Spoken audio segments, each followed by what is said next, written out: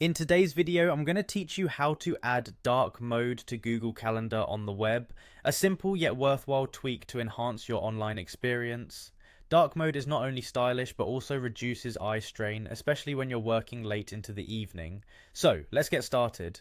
First things first, you need to head over to your Google Calendar, open up your preferred web browser and navigate to the Google Calendar website. If you're not already signed in, go ahead and log in with your Google credentials. Once you're in, you'll see your calendar view with all your scheduled events and reminders. Now take a look at the top right corner of the page. You should see a small gear icon. This is the settings menu where we'll make the changes needed to enable dark mode. Click on that gear icon and a drop-down menu will appear.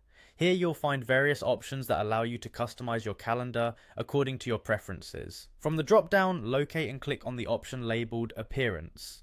This will open up another set of options dedicated to the overall look and feel of your calendar. It's worth noting that this section is key to making your interface more visually appealing and personal. Within the appearance settings, you'll see the option for dark mode. It's simply labeled dark. Click on this option to switch your Google Calendar to dark mode. Instantly, the background and colors of your calendar will transition to deeper shades, giving you that sleek and modern look.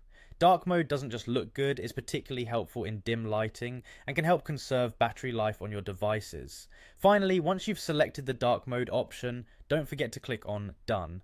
This step confirms your choice and ensures your settings are saved. Without clicking Done, you might find yourself slipping back to the default theme, so make sure you finalize your selection. And there you have it, your Google Calendar is now in dark mode on the web. It's a simple change that makes a significant difference, offering you a more comfortable viewing experience. Remember, whenever you feel like switching back, you can always follow these steps and choose the default appearance again.